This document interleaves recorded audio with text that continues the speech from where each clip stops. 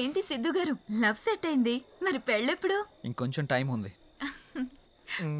మరి నీదెప్పుడు? నా boy friend green signal ఇచ్చాక. మరి నీది? నేను ఇస్తాక సిగ్నల్ వాడేందుకు? నీకు నేను కాదు, ఒక అమ్మాయి ఉంది, తనైతే కరెక్ట్. అమ్మాయా? ఎవరు? మా ఇంటి పని మనిషి. పని మనిషా? నీకు అదే ఎక్కువ. దీనికి అన్ని ఎక్కువేరా. హారికేదరా ఇంకా రాలేదు. హారిక రే, అది కూడా మాటలోనే వచ్చేస్తుందిరా.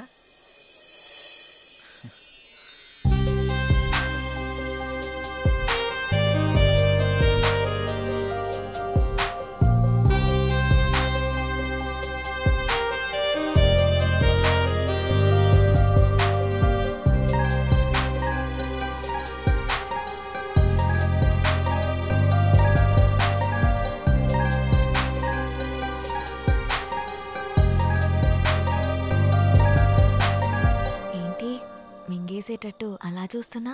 ఈరోజు చాలా బాగున్నావు హారిక. అంటే? చాలా కొత్తగా ఉన్నావు. కొత్తగా అంటే? ముద్దొచ్చేలా. అవునా? అయితే ముద్దు పెట్టుకో. ఇక్కడ? ఇక్కడే. ఇంతమంది ముందా? అవును, అమ్మాయిల నుండి అప్పుడప్పుడే బంపర్ ఆఫర్స్ వస్తూ ఉంటాయి. ఎలా ఇంతమంది ముందు? నీకు క్లూ ఇస్తా. ఏంటి? ఇప్పుడు టైం ఎంత? 8:58. ఇంకో 2 minutes లో ఫేస్ చేంజ్ అవుతుంది ఏరియాలో. ఫేస్ చేంజ్ అవ్వడానికి 30 seconds పడుతుంది. ఆ టైంలో నువ్వు పెట్టేసుకో. కరెంటు ముందే వచ్చేస్తే? మన సినిమాని అందరూ చూస్తారు. వద్దు. సరే, నీ ఇష్టం. ఇష్టమైతే పెట్టుకో, ఇందులో నా బలవంతం ఏం లేదు. లవర్స్ ఏదో సీక్రెట్ గా మాట్లాడుకున్నారు. మీ సిత్తు అందరి ముందు నన్ను ముద్దు పెట్టుకుంటానని ఛాలెంజ్ చేశాడు. రే, నువ్వు రొమాంటిక్ అని తెలుసు కానీ ఇంత రొమాంటిక్ అని ఇప్పుడు తెలిసిందిరా. రే, అది కాదురా. అయినా ఎంతమంది ముందు ఎలా పెట్టుకుంటావురా? నేను కూడా అదే ప్రశ్న అడిగాను జాంగ్రీ. 9 గంటలకి కరెంట్ పోతుంది, మళ్ళీ రావడానికి 30 seconds టైం పడుతుంది, ఆ గ్యాప్ లో పెట్టేస్తా అన్నాడు. అంత మాట అన్నాడా? నువ్వు మామూలుడు కాదురా. సరే సరే, మీ పాటలు మీరు పాడండి, నేను ఆ పక్కెళ్ళి తింటాలే. రే, అది కాదురా. 9 గంటలకి అని చెప్పావు కదరా. కానీ కానీ వాడికి ఎందుకు చెప్పావు? ఆడియన్స్ ఉండాలి కదా. నంబర్ 4 ఇప్పుడే బీరేశాను. ఇక మనకు చికెన్ డిన్నరే తిన్నారు. బాత్రూమ్ పోయేస్తానే. సరే. ఏ నెంబర్ 4, ఎప్పుడు ఆ పబ్జీ అనా? మరే నీకు ఇంట్రెస్టింగ్ లైవ్ గేమ్ చూపిస్తా. ఏంటది? ఏ జుమాన్జీ, అక్కడ హారికన్ సిద్ధు ముద్దు పెట్టుకుపోతున్నాడు. అవునా? నీ గడ్డం మీద ఒట్టు. గట్టిగా స్కోపేశాడు కదా. ఏంటేసేది? వాళ్ళిద్దరు గాని ముద్దు పెట్టుకుంటే నేను 7 o'clock బ్లేడ్ తో నా పేక కోసుకుంటా. నువ్వు బ్లేడ్ రెడీ చేసి అక్కడ పెట్టరా సమరంగా. నేను తెచ్చి పెడతా గానీ ముందు అక్కడ చూడు. చూస్తా. Your time starts now. 10, 9. అన్నా ప్రసాద్ అన్నా, ఎక్కడికి వెళ్ళావురా? బాత్రూమ్ అని చెప్తుంది కదనే. మళ్ళీ ఎక్కడికి వెళ్ళు, డిస్టర్బ్ చేయకు నన్ను. 5, 4. అన్నా వెనక నుంచి చోటు చంపిండే. చంపని చావు, అక్కడికే పో. 1, boom.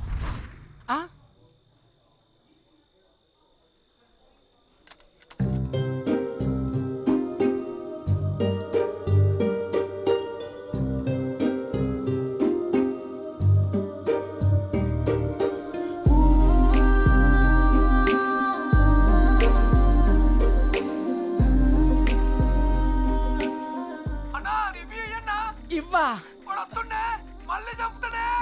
చచ్చిపో, పీడబోతుంది.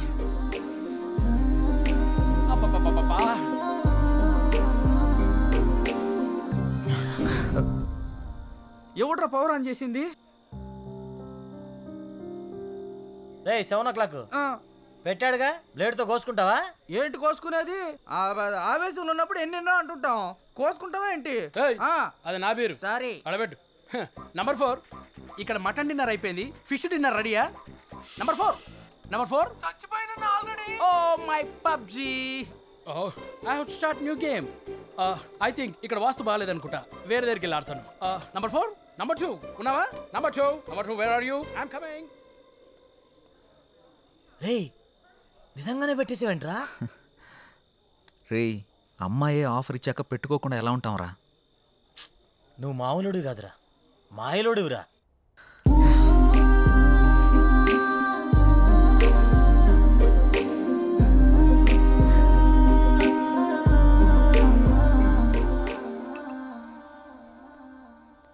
సురేంద్ర సార్ మన ఫస్ట్ లుక్ పోస్టర్ లాంచ్కి ఏర్పాట్లన్నీ పూర్తయినట్లేనా? అవుతున్నాయి సార్. శ్రేయాస్ మీడియా వాళ్ళు బాగా చేస్తున్నారు. వాళ్ళుండగా మనకి ఏ టెన్షన్ లేదు సార్.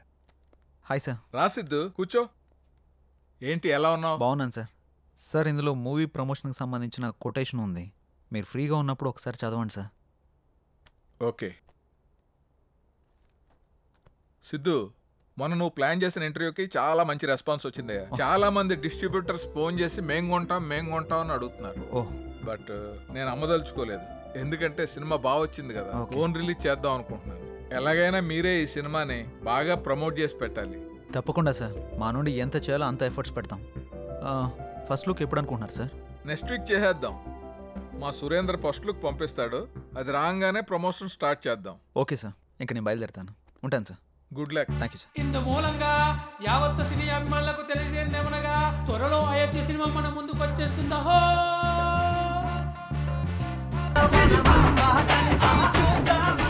మన Ayodhya cinema super duper hit అయింది. నీకు అర్థమైందా? Thank you sir, thank you.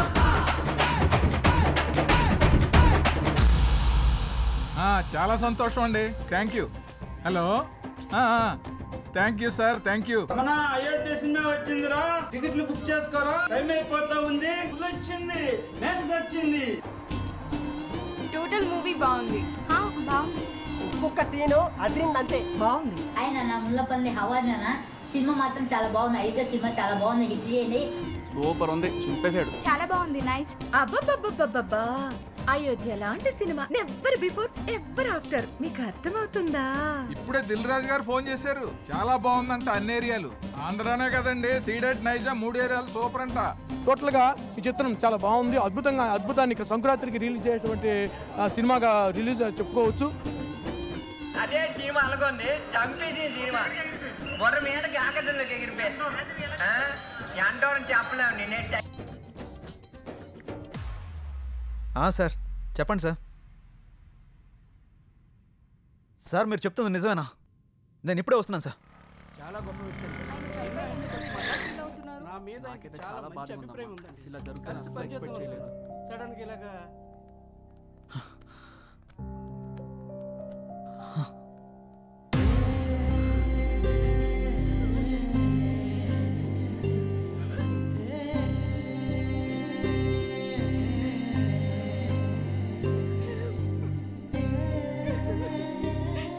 ఏం జరిగింది సార్? సూసైడ్ చేసుకున్నారు సిద్ధు. సూసైడా?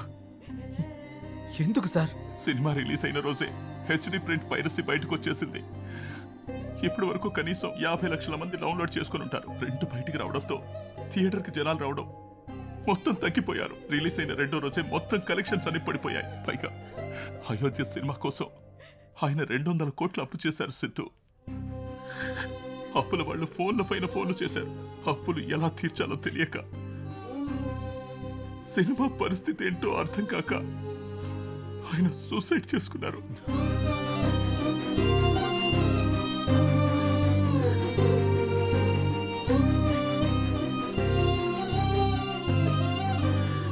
ప్రొడ్యూసర్ సత్యానంద్ గారి హఠాత్ మరణానికి సినీ ప్రముఖులు తీవ్ర దిగ్భ్రాంతికి లోనవుతున్నారు.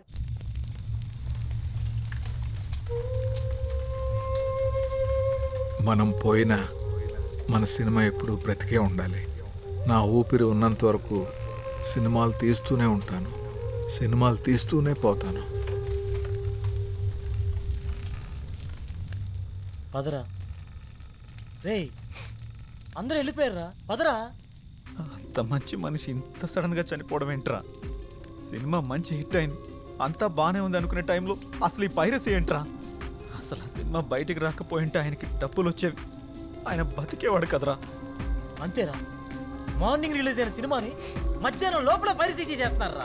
ఈ ఒక్క సినిమానే కాదురా, ఇంతకు ముందు అత్తారింటికి దారి, గీతా గోవిందం, టాక్సీ వాళ్ళ, ఇలా ఒకటేంటి రిలీజ్ అయిన ప్రతి సినిమాని పరిశీలి చేస్తున్నారు. చెప్తాను, చూసేవాళ్ళు చేసేవాళ్ళు అందరూ బాగానే ఉన్నారు, కానీ తీసేవాళ్ళు ఇలా అయిపోతున్నారు. ఇన్ని రోజులు నాకు ఏదో చేయాలన్న వెళుతుండేది, కానీ ఇప్పుడు నాకేం చేయాలో క్లారిటీ వచ్చింది. దీని వెనకాలన్న ఏ ఒక్క నా కొడుకుని వదిలిపెట్టేదే లేదు.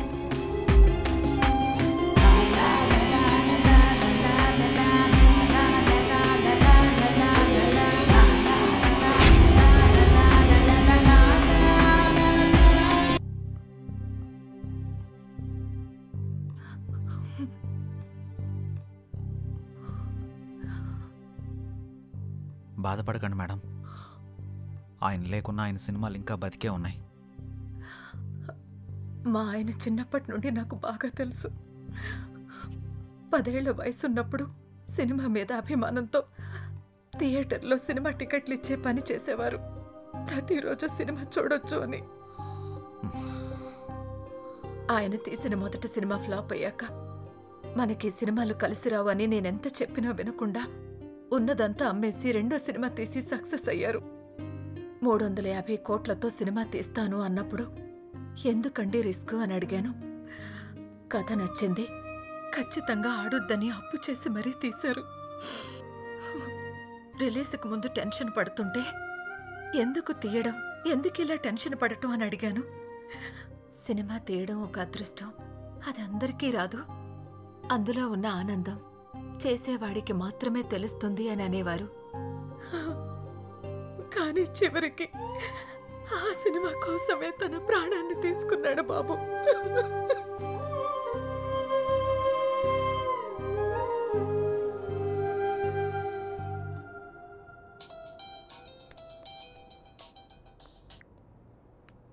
హలో చెప్పరా.